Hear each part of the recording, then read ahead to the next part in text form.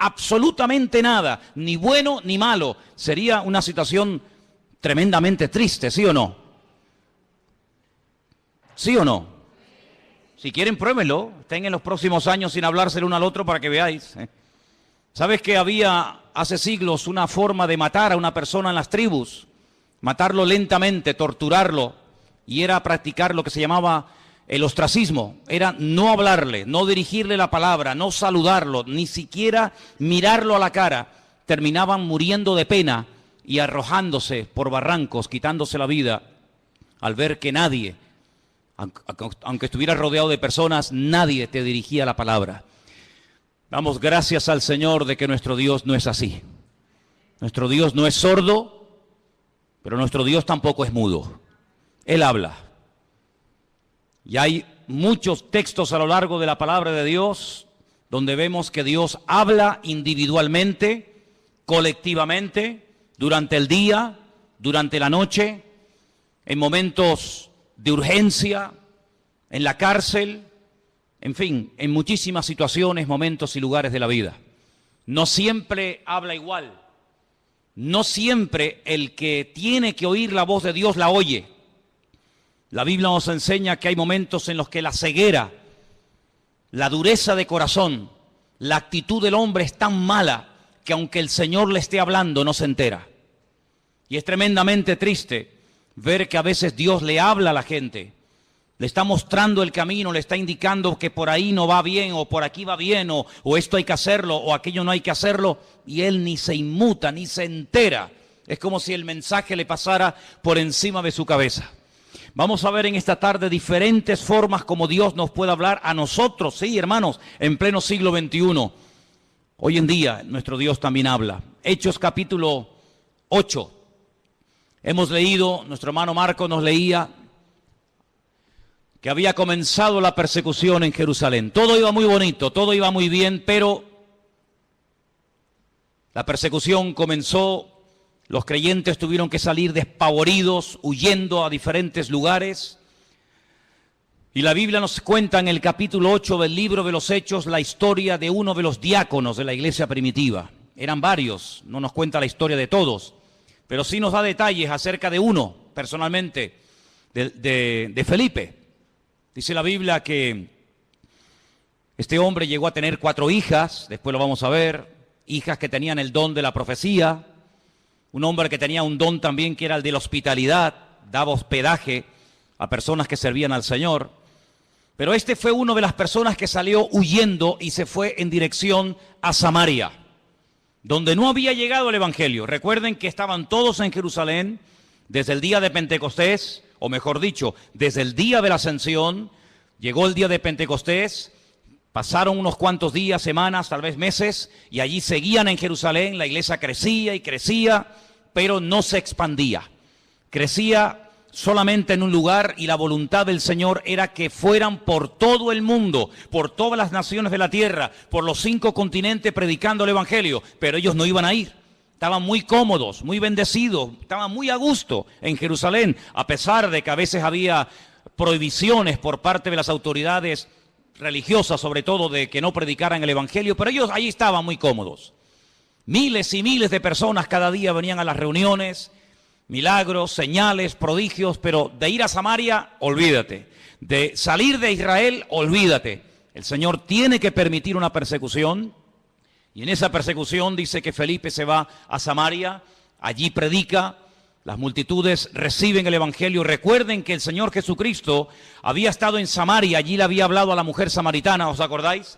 Dice la Biblia que los samaritanos le pidieron que se quedara allí con ellos, es decir, que era gente muy receptiva. Pero los discípulos no tenían ninguna intención de llevar el Evangelio a Samaria, por muchos motivos.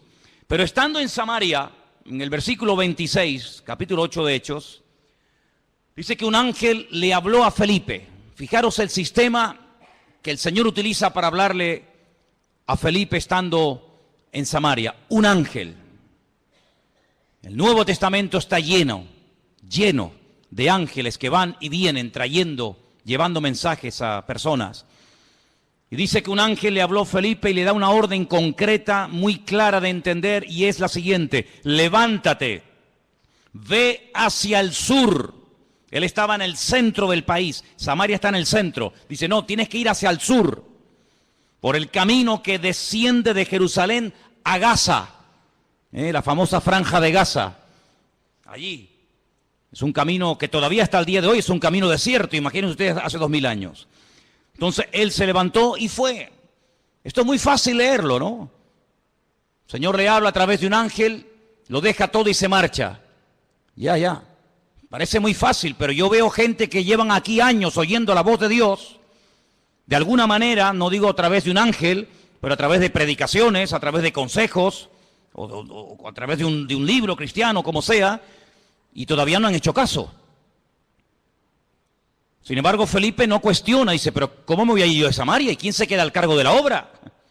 Yo he abierto esta obra, yo la estoy pastoreando, yo la estoy atendiendo, la gente es recién convertida, la gente es nueva. Aquí hay un mover de Dios tremendo. ¿Cómo me voy a ir yo de aquí? Y además, ¿a dónde? Me tendré que ir a un sitio mejor, ¿no? No, al desierto. No cuestiona la orden, no pone excusas, no dice yo no puedo, yo estoy demasiado liado ahora mismo, búscate a otro. Sino que dice que se levantó y se fue al desierto, en obediencia. Yo llamo a este hombre Felipe el obediente. Amén, hermanos. Felipe el obediente. No cuestiona, no duda, no pospone la orden, sino que dice, se levantó y se fue. Y sucedió, ahora sigue el resto de la historia diciéndonos, que un etíope, eunuco, funcionario de Candace, la reina de los etíopes, el cual estaba sobre todos sus tesoros y había venido a Jerusalén para adorar, volvía sentado en su carro leyendo al profeta Isaías. Ya había ido a Jerusalén, menudo viaje en carro, desde África, desde Etiopía hasta Jerusalén. Un viaje enorme. No fue en avión, no fue en tren, no fue en coche, fue montado en un carro que por muy cómodo que fuera, pues imagínate. Y ahora volvía. El objetivo por el cual había ido de Etiopía a Jerusalén era para adorar a Dios. Primero, él no iba a poder entrar en cualquier parte del templo. Primero, porque no era judío. Segundo, porque era eunuco. Y por otras muchas cosas más. Sin embargo, el hombre no se desanima por sus limitaciones, sino que va a Jerusalén, y me llama la atención que dice que había llevado mucho dinero, todos sus tesoros. Claro, es que no le iba a resultar nada fácil que un rabino judío le vendiera nada más y nada menos que el rollo, el pergamino del profeta Isaías. Eso le habrá costado una auténtica fortuna. Venderle a un extranjero, a un no judío, el libro del profeta Isaías, eso costaba una fortuna. Pero él volvía y dice que venía leyendo. Luego tuvo que aprender a leer en hebreo, porque él como etíope no hablaba hebreo. Pero era tanto el interés, era tanto el anhelo que tenía este hombre de buscar a Dios, que tuvo que aprender, alguien le tuvo que enseñar a leer en hebreo y a entender lo que leía.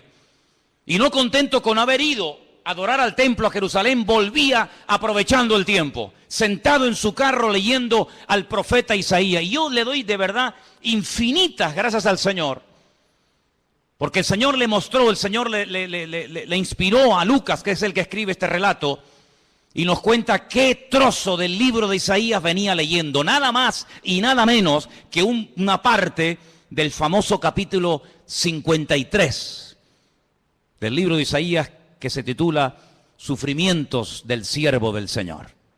Y el pasaje que leía era este, versículo 32.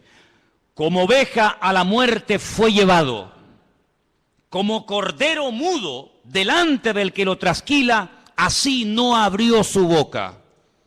En su humillación no se le hizo justicia. Mas su generación, ¿quién la contará?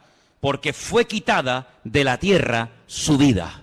Si yo pregunto en esta tarde, y por favor respondan, ¿de quién está hablando aquí el profeta Isaías? Del Señor Jesucristo. Todos los creyentes, por poco tiempo que lleven, al leer este texto, como cordero mudo fue llevado al matadero. En su humillación no se le hizo justicia. Su generación, ¿quién la contará? Automáticamente tú dices, está hablando de Cristo. Sin embargo, él no lo sabía. ¿Te das cuenta? ¿Te das cuenta cómo a veces Tu conocimiento, por poco que sea, puede ser muchísimo en comparación con mucha gente que no sabe absolutamente nada de nada. Un pasaje tan claro, tan fácil, tan sencillo de entender. Este pobre hombre no sabía de quién estaba hablando. Y entonces fijaros en el verso 29, ahora no es otro ángel el que tiene que acercarse a Felipe, sino que ahora dice el Espíritu, le dice a Felipe, acércate y júntate a ese carro. Tal vez una voz interior, el Espíritu le habla claramente, el hombre se acerca, presta atención y mira cómo sabía Felipe que venía leyendo al profeta Isaías. Claro, hoy en día es muy fácil tener toda la Biblia debajo del brazo, toda la Torá, todos los profetas, todos los salmos, los evangelios, los libros proféticos, los libros poéticos. Es una maravilla, ¿sí o no? Es una maravilla poder llevar la Biblia, hermanos, y saber toda la historia, lo que Dios hizo en el Antiguo Testamento, lo que hizo en el Nuevo, lo que hará en el futuro, etcétera, etcétera. Conocer todos los detalles de la primera, de la segunda venida de Cristo, el descenso del Espíritu Santo, el arrebatamiento de la iglesia, la manifestación del anticristo. Es una maravilla tener todo en nuestras manos, pero ellos no tenían acceso a las Escrituras en aquellos tiempos. Tenían que aprendérselas de memoria. Y mira cómo Felipe no dice, ¿de quién estará leyendo? ¿Qué? Entendió perfectamente el pasaje, sabía que era un capítulo profético, un capítulo que hablaba de los sufrimientos del Mesías, y sabía que ese hombre, ese pasaje, era del profeta Isaías. Y entonces le hace una pregunta muy interesante. Versículo 30. ¿Entiendes lo que lees? ¿Entiendes algo de lo que estás leyendo? Y él dice, ¿y cómo podré si alguno no me enseñare? Y le rogó a Felipe que se subiera y se juntara con él. Y seguramente viajaron durante días y días viajando por el desierto, hasta que todos conocemos el resto de la historia, cómo este hombre manda parar el carro, este hombre llega a un oasis donde hay agua, pide ser bautizado, el Señor arrebata a Felipe, aparece en otra parte del país, el etíope eunuco se va por su camino, pero añade la palabra gozoso, y todos conocemos el resto de la historia. Incluso la historia nos dice que este hombre llegó a su país, llegó a Etiopía, predicó el evangelio, y hasta el día de hoy, 2000 años después, hay una comunidad de etíopes coptos que creen en el Señor Jesucristo, que son cristianos, y algunos piensan y consideran que es el testimonio, el fruto del testimonio de aquel etíope que aceptó al Señor en el desierto. Es realmente algo increíble. Ahora, yo lo que quiero destacar sobre todo en este pasaje son las dos formas como el Señor le habla a Felipe. Primero, versículo 26, a través de un ángel. Y la segunda forma en el versículo 29, a través del Espíritu, evidentemente a través del Espíritu Santo.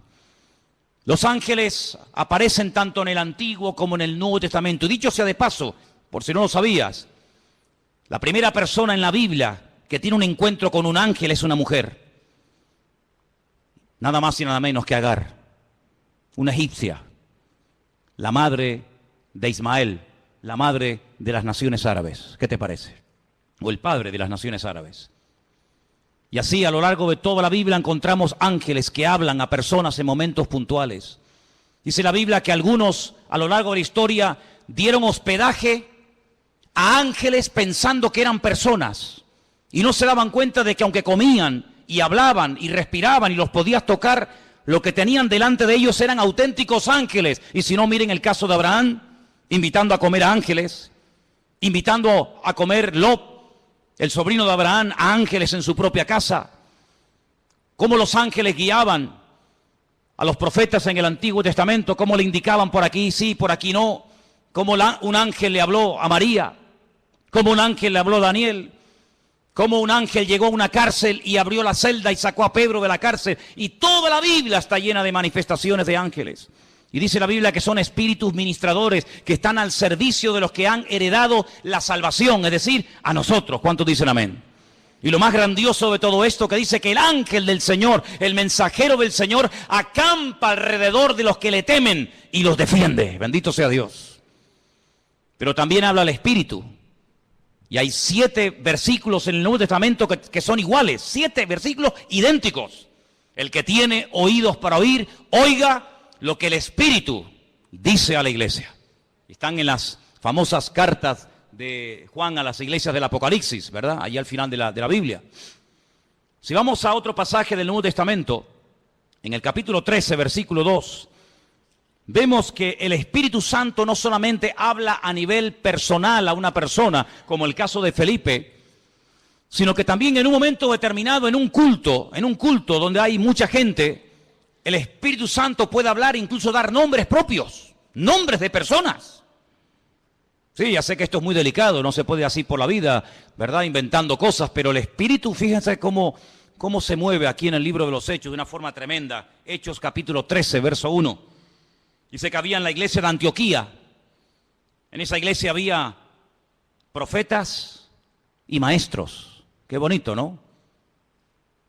Profetas y maestros.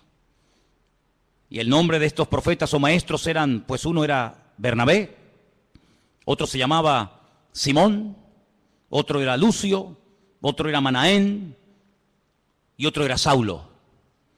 Dice, ministrando estos al Señor y ayunando, dijo el Espíritu Santo, así claro, directo, contundente, apartadme a Bernabé y a Saulo para la obra a que los he llamado.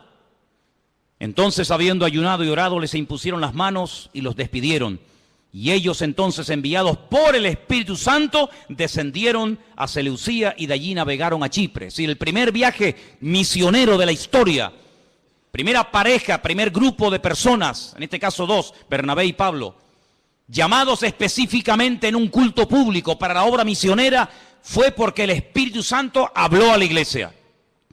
Y necesitamos como nunca antes que el Espíritu Santo hable a nuestras vidas y hable en nuestras congregaciones. ¿Cuántos dicen amén?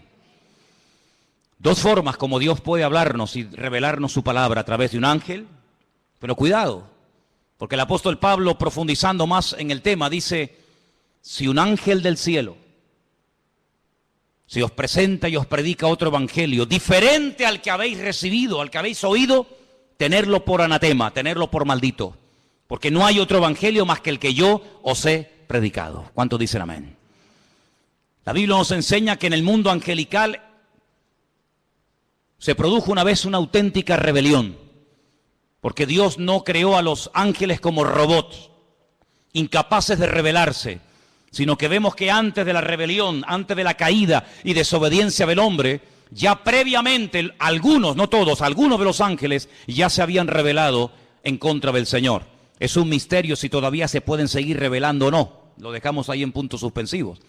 Pero Dios los creó con la capacidad de rebelarse en contra del mismísimo Creador y en algunos casos lo hicieron. Y por otra parte, el Señor Jesucristo dijo que cuando Él se fuera, Él le rogaría al Padre para que enviara a otro Consolador para que estuviera con su pueblo para siempre. Dice, y Él tomará de lo mío y os lo hará saber. Él os recordará todo lo que yo os he dicho. Él os enseñará lo que ha de venir. Por lo tanto, la iglesia tiene que afinar los oídos para oír la voz del Espíritu Santo hablando a su corazón. ¿Cuántos dicen amén? Pero hay otras formas como Dios puede revelarnos su voluntad. Capítulo 9 de Hechos, un poquito más adelante. Capítulo 9 nos relata la conversión de Pablo. Es el único personaje que en 3 ocasiones diferentes en el mismo libro nos cuenta su testimonio. Capítulo 9, capítulo 22 y capítulo 26. Interesantísimo, ¿eh? Qué conversión tan espectacular tuvo que ser la de este hombre. Qué impacto tan grande produjo la conversión de Saulo, que no se cuenta una vez ni dos, sino 3. 3 ocasiones contando su testimonio en 3 lugares y circunstancias diferentes. En el capítulo 9, cuando el apóstol Pablo está recién, por así decirlo, impactado por el Señor, el versículo 10 dice, había entonces en Damasco un discípulo llamado Ananías, a quien el Señor le dijo en visión. Otra forma, el Señor le dijo en visión. No es algo que se inventó. No es algo que él dice, me parece que no. El Señor le habló claramente a través de una visión y le menciona por nombre. Le dice Ananías. Luego la visión no es para Juan, no es para Pedro, no es para Tomás, es para ti, para Ananías. Y él dice, heme aquí, Señor. Y el Señor le dijo, levántate y ve a la calle que se llama Derecha. Busca en casa de Judas a uno llamado Saulo de Tarso, porque él está allí orando. Si las instrucciones que le da el Señor son tremendas, no hay género de duda, no puede ir a cualquier parte, es a la calle llamada Derecha, a una casa cuyo dueño se llama Judas, y tiene que orar por un hombre que se llama Saulo, que además ha nacido en una región, en una colonia romana que se llama Tarso, y que está allí orando. Madre mía, como para equivocarte, hijo. Ha visto en visión a un varón llamado Ananías, que entra y le pone la mano encima para que recobre la vista. Ya Pablo sabía que el que iba a orar por él, el que le iba a ministrar, se llamaba Ananías. Es interesante esto, ¿eh? Podríamos hablar mucho acerca de cómo incluso el que va a recibir oración ya sabe quién va a ir a orar, a imponerle las manos para que recobre la vista. Así que fue una visión lo que el Señor le permite tener a Ananías. Que el Señor sabía que estaba allí, que en cualquier momento podía utilizarlo como instrumento para ir a orar por una persona que a priori Ananías dice, pero Señor, es un peligro, yo me juego la vida si voy a orar por este hombre. Porque dice Ananías, verso 13, Señor, hemos oído de muchos acerca de este hombre. ¿Cuántos males ha hecho a tus santos en Jerusalén? Este hombre es peligroso, este hombre no se anda con chiquitas. Y aún aquí tiene autoridad de los principales sacerdotes para aprender a todos los que invocan tu nombre. Y el Señor le da instrucciones y lo calma, ¿verdad? Y le dice, tranquilo, porque vas a orar por un hombre que va a ser un instrumento tremendo en mis manos. Este hombre va a llevar mi nombre en presencia de los gentiles y de reyes y de los hijos de Israel. Fíjate qué triple ministerio, porque yo le mostraré cuánto le es necesario padecer por mi nombre, medida por medida, como dice el refrán. Él ha hecho padecer a mis santos, yo le haré padecer a él. Así como él hizo padecer a los demás, también él experimentará en carne propia lo que sufre un creyente cuando es perseguido, cuando es calumniado, cuando es encarcelado, cuando es torturado. Así como él lo hizo a los demás, yo permitiré que se lo hagan a él, para que él sepa también lo que sufrieron aquellos que recibieron su justo trato, ¿verdad? Así que ya vamos por tres formas diferentes. Vimos en el verso 26 un ángel, en el verso 29 el Espíritu Santo hablándole a Felipe. Ahora en el capítulo 9 vemos al Señor hablándole a través de una visión a un discípulo llamado Ananías en la ciudad de Antioquía. Si vamos, por ejemplo, al capítulo 17 del libro de los Hechos, versículo 10, fijaros qué interesante esta porción. Hechos capítulo 17, versos 10 y 11. Inmediatamente los hermanos enviaron de noche a Pablo y a Silas hasta Berea. Ellos, habiendo llegado, entraron en la sinagoga de los judíos. Y estos eran más nobles que los que estaban en Tesalónica, pues recibieron la palabra con toda solicitud, escudriñando cada día las Escrituras para ver si estas cosas eran así. Así que creyeron muchos de ellos y mujeres griegas de distinción, dice aquí, y no pocos hombres. La forma más tradicional, la forma más normal, como en el día de hoy a nosotros nos puede y nos debe de hablar el Señor, es a través de las Escrituras, a través de la palabra escrita del Señor. En ella vamos a encontrar las respuestas a todas nuestras preguntas. En ella vamos a encontrar ejemplos. En ella vamos a encontrar personajes que se encontraron en situaciones muy parecidas o similares a las tuyas.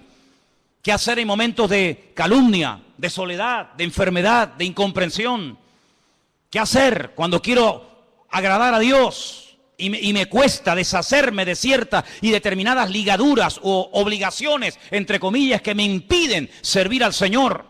En la Biblia vas a encontrar la respuesta a eso y a mucho más de lo que tú te puedes imaginar.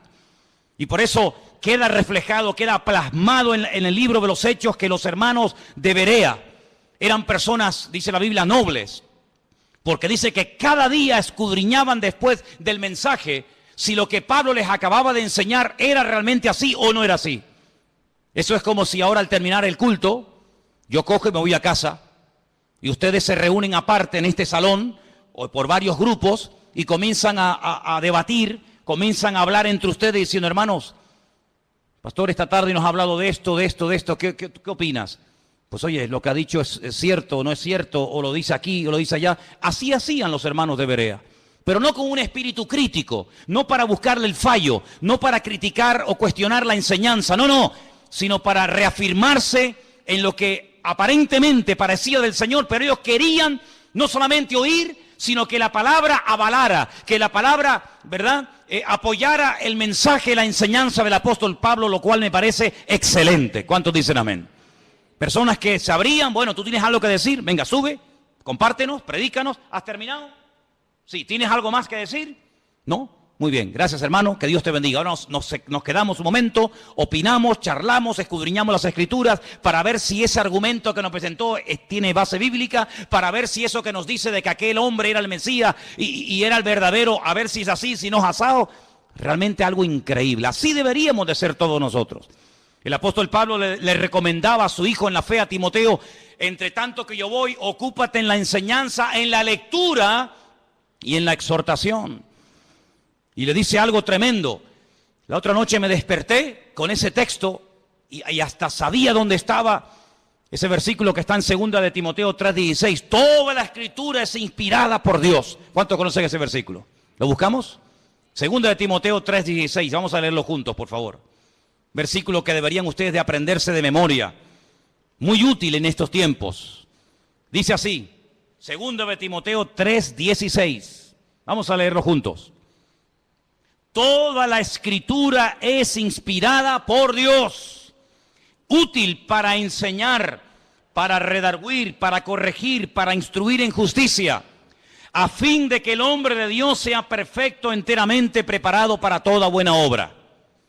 Así que cuando usted busca ser instruido, ser enseñado, ser amonestado, ser confrontado, vaya a la palabra y la palabra le va a hablar. Si usted tiene una buena actitud, si usted verdaderamente quiere aprender, si usted verdaderamente quiere corregir cualquier error doctrinal, cualquier mala costumbre de su vida, vaya y a la luz, al espejo de la palabra de Dios, el Señor le va a hablar, porque la palabra dice que es útil y ayuda al que está empezando, ayuda al que lleva mucho tiempo, ayuda al que está pensando dar un paso de fe, ayuda al que está un poco decaído y no sabe qué hacer, ayuda al nuevo, al viejo, nos ayuda a todos. La palabra de Dios es tremendamente útil. ¿Cuántos dicen amén? Y hay que escudriñarla. Jesús dijo, escudriñad, meteros en la palabra, estudiar la palabra, porque ellas son las que dan testimonio de mí.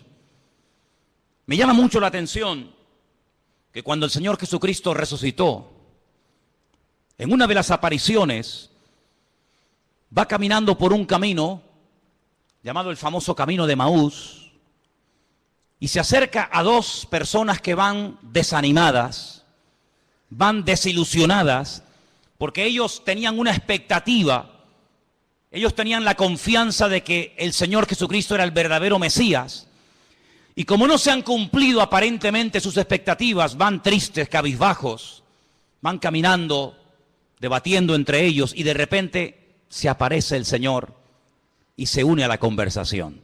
Permítame leerles en Lucas 24, a partir del versículo 21. Presten atención porque de verdad que es una porción tan interesante, tan edificante. ¿Qué hizo el Señor para levantar el ánimo? ¿Qué hizo el Señor para quitar la tristeza, la desilusión de los corazones de estos dos hombres sinceros que esperaban algo que aparentemente no se cumplió? Veamos. Lucas 24, versículo 21. Nosotros esperábamos que Él era el que había de redimir a Israel. Fíjate qué ilusionados estaban. Por fin ha llegado el Redentor, el Mesías. Esperábamos la redención de Israel. Y ahora, además de todo esto, hoy es ya el tercer día que esto ha acontecido. Parece como que por un momento les pasa por la mente el hecho de que Él había dicho que al tercer día resucitaría. Así que ya van 3 días, no lo hemos visto resucitado, no se cumplió la expectativa que teníamos en Él de que redimiría a Israel de la opresión del yugo romano, volvería a ser instaurada la monarquía, un descendiente de la casa del rey David nos traería la libertad. Por lo tanto, todas nuestras ilusiones y nuestros sueños se han venido abajo, se han roto. Versículo 22 dice, aunque también nos han asombrado unas mujeres de entre nosotros, las que antes del día fueron al sepulcro, y como no hallaron su cuerpo, vinieron diciendo que también habían visto visión de ángeles, quienes les dijeron que Él vive. Aquí hay algo extraño, porque por una parte son conscientes de que unas mujeres, por lo visto, según cuentan ellas, Él ha resucitado, pero el argumento que ellos presentan no es un argumento de fe, no es un argumento contundente, sino dice que ellas dicen que ha resucitado porque no encontraron el cuerpo. Pero no dicen, no, Él ha resucitado, sino que simplemente se agarran al comentario de decir, bueno, dicen que ha resucitado porque no encontraron el cuerpo, pero vete tú a saber. No están muy convencidos de que aquel testimonio era correcto. Además, perdonen las hermanas, en los tiempos de la Biblia, los testimonios de las mujeres no tenían ningún valor.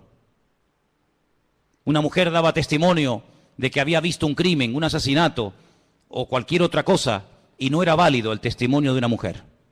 Por lo tanto, unas mujeres de entre nosotros, supuestamente de buen testimonio, de confianza, han venido con este comentario, pero entonces dice que algunos fueron de los nuestros al sepulcro y hallaron así como las mujeres habían dicho, pero a Él no le vieron.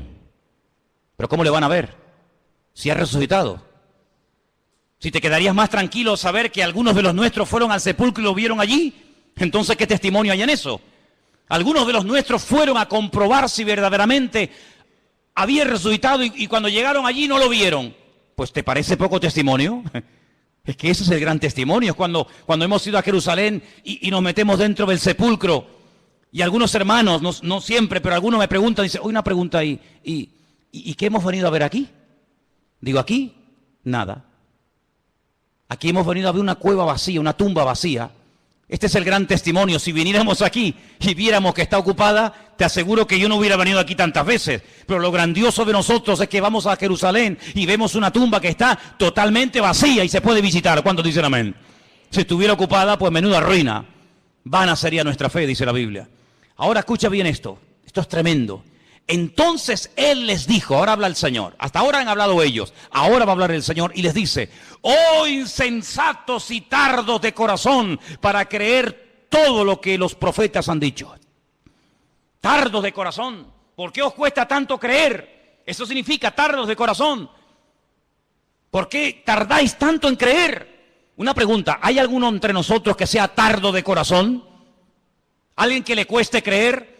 Has oído el testimonio de fulanito, has visto la vida cambiada de no sé quién, has oído el milagro de tal, has escuchado al pastor predicar, has escuchado el otro día a otro chico predicando, has ido a una iglesia por aquí, has ido a una iglesia por allá.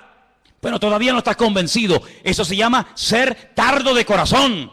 No tenemos que ser tardos de corazón, tenemos que estar abiertos a creer lo que hay que creer y a rechazar lo que no hay que creer, hermano. ¿Cuántos dicen amén? Hay gente que lee el periódico y todo lo que leen se lo creen. Tienen una fe impresionante en el periódico.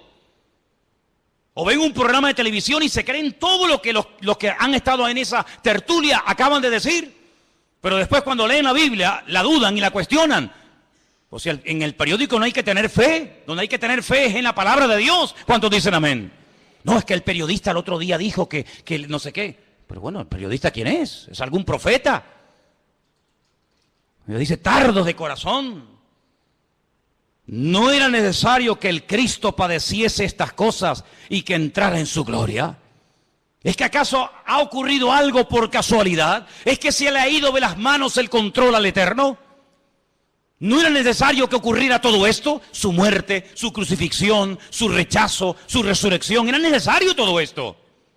Todo ha salido perfecto. Todo ha salido perfecto. Es que Pilato podía haberle librado de la muerte, pero gloria a Dios que no lo libró, aunque suene fuerte, ¿sí o no? Gloria a Dios que no dijo, pues no, yo aquí mando, yo soy el gobernador y os vais todos para casa. Yo a este hombre lo encuentro inocente y lo perdono. Venga, Jesús, vete para casa. Menuda ruina. Yo doy gloria a Dios que Pilato, a pesar de que sabía que era un hombre justo e inocente, lo mandó a crucificar. ¿Tú no?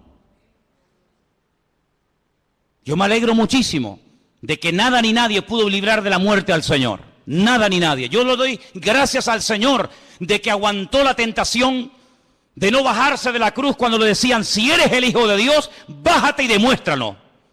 Él podía haber dicho, pues mira, te lo voy a demostrar, hombre. Ya me tenés hasta las narices.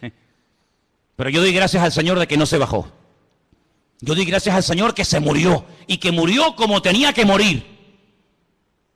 Y también doy gracias al Señor porque todas las profecías que estaban escritas acerca de Él se cumplieron perfectamente. Y por eso Él les dice, todo esto era necesario. Y comenzando desde Moisés, desde la Torá, el Pentateuco, siguiendo por todos los profetas, Isaías, Jeremías, Habacuc, Sofonías, Abdías, Malaquías, etcétera, etcétera, etcétera, les declaraba en todas las escrituras lo que de él decían. Aquí menciona a Moisés, la Torá, menciona a los profetas y menciona las escrituras. Y con esas tres palabras en hebreo forman la palabra Tanaj.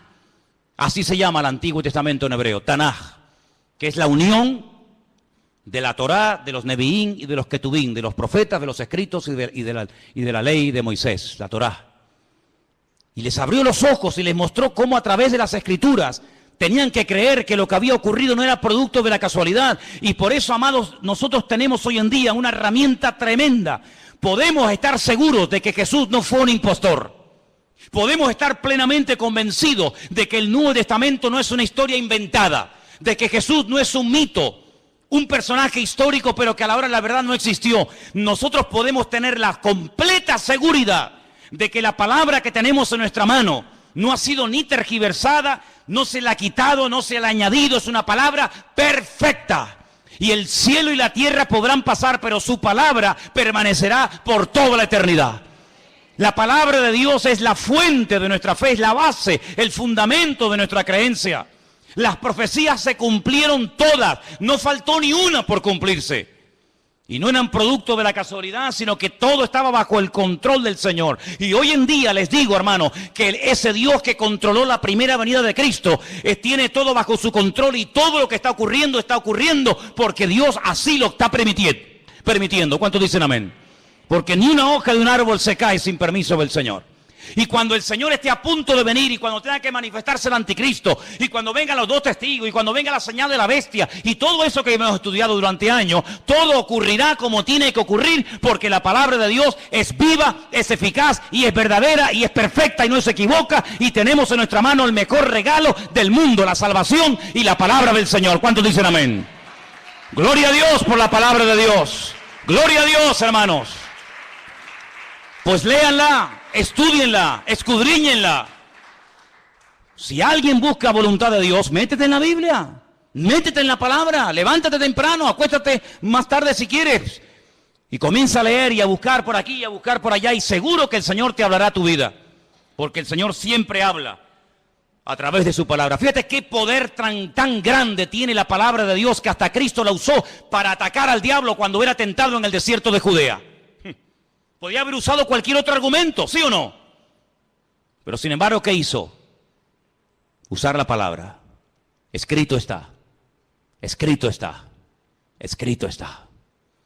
Y con esas palabras desmanteló las tentaciones del diablo y pudo tener un ministerio eficaz, un ministerio victorioso, porque la palabra de Dios le da efectividad a nuestra vida. Bendito sea Dios.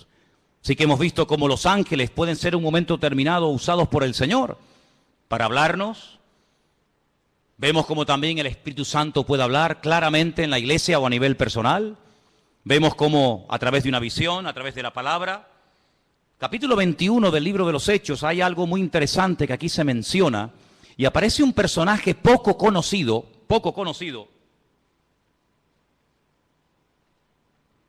pero que trae un mensaje muy interesante. Estamos en el libro de los Hechos, capítulo 21, versículos del 8 en adelante. La intención de Pablo es ir a Jerusalén. Él está de visita en la casa de Felipe. Volvemos otra vez a mencionar a Felipe, aquel que le testificó al etíope eunuco en el desierto, ¿os acordáis? Ahora está viviendo en Cesarea. Se menciona no el nombre de su esposa, pero sí nos dice la Biblia que tenía 4 hijas que eran profetisas, eran doncellas. Vamos a leer Hechos capítulo 21, verso 8 Al otro día, saliendo Pablo y los que con él estábamos, fuimos a Cesarea, y entrando en casa de Felipe, el evangelista, ya no es el diácono, ahora ya tiene un título, ahora ya se le reconoce que tiene un ministerio, y es el de evangelista. Dice que era uno de los 7, posamos con él. Este tenía 4 hijas doncellas que profetizaban. Qué bonito, ¿no? 4 hijas doncellas que profetizaban.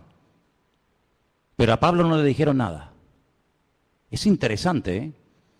4 hijas doncellas que profetizaban, pero a Pablo no le comunicaron absolutamente nada. Tiene que venir un varón, versículo 10, permaneciendo nosotros allí algunos días, descendió de Judea un profeta llamado Agabo. No hay ningún libro en la Biblia, libro del profeta Agabo. Pero era un profeta, eso lo dice la Biblia. Y dice que vino a vernos, tomó el cinturón, el cinto de Pablo, se ató los pies y las manos y dijo, esto dice el Espíritu Santo. Agárrate. Así atarán los judíos en Jerusalén al varón de quien es este cinto y le entregarán en manos de los gentiles. Tremendo, ¿eh? Si el Señor le está advirtiendo, no prohibiendo, que es muy diferente, ¿eh? Una cosa es que Dios te advierta de un peligro y otra cosa es que Dios te prohíba hacer o decir o ir a un determinado lugar. Aquí el Señor no le está prohibiendo a Pablo nada, sino le está advirtiendo. Esto es lo que te va a pasar si subes a Jerusalén. Es como cuando David consultaba con el Señor, tomando el efod, dice la Biblia, consultaba palabra del Señor y decía, Señor, por esta gente que yo he dado tanto, esta ciudad que yo liberé, esta ciudad por la que yo di mi vida y mis soldados se jugaron la vida para liberarla, si yo me quedo aquí y vienen a reclamarme mi vida, ¿los habitantes de esta ciudad me entregarán sí o no? Y le dice el Señor, sí te entregarán, seguro, no te quepa la menor duda. ¿Qué hace David? Sabiendo que si se queda en la ciudad, le van a entregar, David coge y se marcha. Tenía las dos opciones, era algo futurible, algo que podía ocurrir. Depende de la actitud del que recibiera el mensaje. Si te quedas, te entregan. Si te vas, no pasa nada. En este caso, Agabo, este profeta que viene de Judea, le dice al apóstol Pablo, mira, así como yo me estoy amarrando con tu cinturón, es un mensaje objetivo para que lo entiendas, así como me están amarrando con tu cinturón, así te van a amarrar a ti como subas a Jerusalén. ¿Qué hace Pablo? Sigamos leyendo. Versículo 12. Al oír esto, le rogamos nosotros y los de aquel lugar que no subiese a Jerusalén. Entonces Pablo respondió, y miren lo que dice, ¿qué hacéis llorando y quebrantándome el corazón? Porque yo estoy dispuesto no solo a ser atado, mas aún a morir en Jerusalén por el nombre del Señor Jesús. Tremendo, ¿eh? Como no le pudimos persuadir, desistimos diciendo, hágase la voluntad del Señor. A veces le decimos a una persona, no hagas esto, no hagas tal, no hagas cual. Pero en resumidas cuentas, lo que tenemos que orar es, Señor, que se haga tu voluntad en la vida de esta persona. Obligar a una persona a hacer algo que en el fondo no quiere hacer no sirve de nada, porque en cuanto te dé la espalda lo va a hacer. Señor, yo ya le he hablado, Señor, yo ya le he dicho lo que hay, lo que le puede pasar, pero que se haga tu voluntad, porque yo no soy Dios. Haz tú la obra en este hombre o en esta persona. ¿Cuántos dicen amén? Tú sabes lo que te va a pasar. Te van a atar, te van a meter mano, lo vas a pasar mal. Te pedimos, por favor, hermano, que no subas. Yo no sé, y permítame dar una opinión personal, yo no sé si Pablo se equivocó.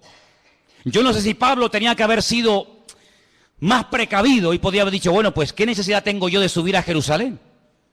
Voy a seguir predicando en otros lugares. Yo no sé si Pablo pecó de imprudente. Lo que está bien claro es que Pablo no tenía la prohibición de no subir. Si el Espíritu le hubiera dicho que no subiera, Pablo no hubiera subido, te lo puedo asegurar. Porque Pablo era un obediente a la voz del Señor. Había momentos en los que Pablo quería ir a predicar a un lugar, y el Espíritu se lo prohibía y Pablo no insistía. Pablo decía, bueno, pues si no quiere el Señor, no voy, y punto. Había momentos en los que Pablo se dejaba descolgar en un canasto por un muro para salir huyendo, porque él entendía que era el momento de huir, pero hay momentos en los que es el momento de quedarse. Y Pablo entendió que tenía que subir a Jerusalén a pesar de lo que le han advertido que le va a pasar. Luego, aquí hay un mensaje profético personal en la vida de Pablo, que Pablo lo tiene en cuenta, pero por encima de esa palabra profética, por encima de esa palabra de advertencia, diríamos más bien, el apóstol Pablo decide subir y todos conocemos el resto de la historia. La vida de Pablo dio un giro total y absoluto a raíz de esa decisión de subir a Jerusalén. Sabemos todos, en fin, todo lo que se le vino encima. Dios puede hablar también, ¿cómo no?, a través de palabras proféticas, sí, claro que sí. Pero Pablo, por encima de la palabra profética, y este era un profeta verdadero y genuino, por encima de esa palabra, pone el sentir de su corazón y su relación con Dios, y el argumento que presenta es este: no me estéis lloriqueando ni quebrantándome el corazón, porque quiero dejar bien claro que no solamente estoy dispuesto a que me aten y me torturen, sino estoy dispuesto incluso a dar mi vida, si hace falta, por la causa del Evangelio y por mi Señor Jesús. Lo tenía clarísimo en su vida. Así que hemos visto cómo los ángeles, el Espíritu Santo, a través de una visión, el Señor también con voz audible, como no, a través de profecías, pero también hemos visto muchas veces en la palabra de Dios que Dios habla a través de sueños, ¿sí o no? Muchas veces. El caso de José, el caso del otro José, el del Nuevo Testamento, que dice la Biblia que el Señor le habló en un sueño, que tenía que aceptar a su mujer, que no la había engañado, que no le había mentido, ¿verdad? Hay momentos en la Biblia en los que Dios habla a través de sueños. La Biblia dice que una de las señales de los últimos tiempos es que los ancianos tendrán sueños y los jóvenes tendrán visiones. Lo dice el profeta Joel en el capítulo 2. Los jóvenes tendrán visiones y los ancianos soñarán sueños. Y si quieres saber si eres joven o anciano, pues mira a ver qué estás. O estás teniendo visiones, estás teniendo sueños. Y ahí ya sabes por dónde van los tiros, ¿no? Pero dicho sea de paso, lo más importante de todo esto es siempre lo que la palabra de Dios termina como conclusión diciéndonos. Podemos tener sueños, podemos tener visiones, podemos tener un sentir. Alguien nos pudo decir por ahí no sé qué cosa, pero no te olvides que el Señor hoy en día, como habla a su pueblo y a su iglesia, es a través de su santa y bendita palabra. ¿Cuántos dicen amén? Es a través de la palabra de Dios que sabemos lo que tenemos que hacer. Y quiero terminar leyendo en Hechos capítulo 1. Hechos capítulo 1. Para que veáis cómo hay un texto que en aquellos días de espera, desde la ascensión de Cristo hasta que llega el día de Pentecostés, ellos están estudiando la palabra, ellos están analizando las Escrituras y llegan a un texto que dice lo siguiente, Hechos capítulo 1, versículo 20. Hechos 1, versículo 20. Esta palabra que vamos a leer, ellos la leyeron del Salmo 69. Salmo 69 dice así: está escrito en el libro de los Salmos, sea hecha desierta su habitación y no haya quien more en ella. Tome otro su oficio y tome otro su oficio. Ellos interpretaron por este versículo del Salmo 69, repito, ellos interpretaron que había quedado un vacío cuando Judas, uno de los discípulos, se ahorcó y se quitó la vida. Ellos entendieron que según este salmo había que nombrar a otros. Ahora, cuidado, ellos recurren a la palabra, ellos saben que el Salmo 69 dice que, da a entender indirectamente que Judas se suicidaría, que Judas se quitaría de en medio, que otro tendría que ocupar su lugar, pero interpretan mal la palabra. Ellos hacen una votación, ellos dicen, bueno, fulanito o menganito.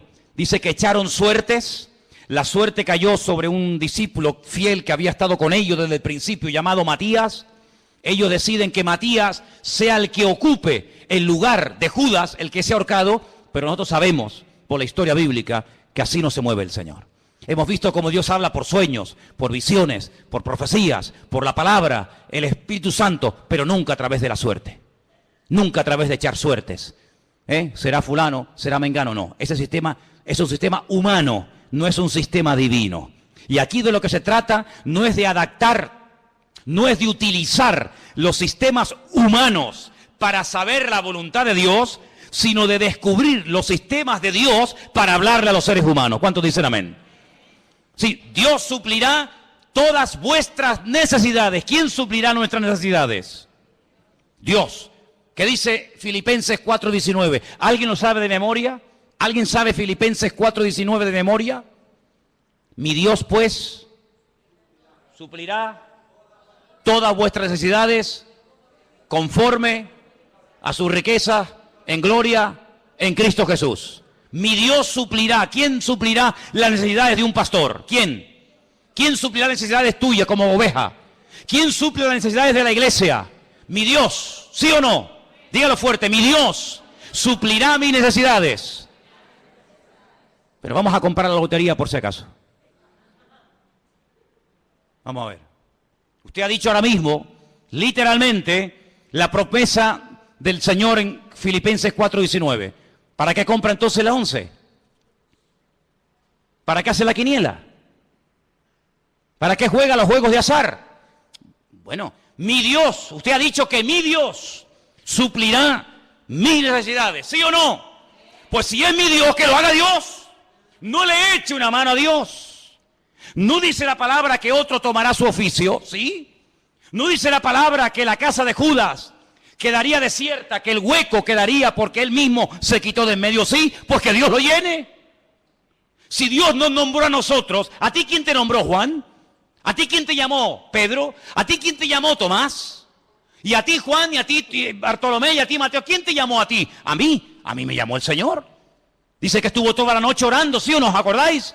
Toda la noche estuvo orando. Y al día siguiente dice, Juan, Andrés, Santiago, y Él los llama. Bueno, pues si nos llamó a nosotros así, ¿por qué ahora nosotros queremos echarle una mano a Dios de llenar un vacío que Él permitió que se vaciara?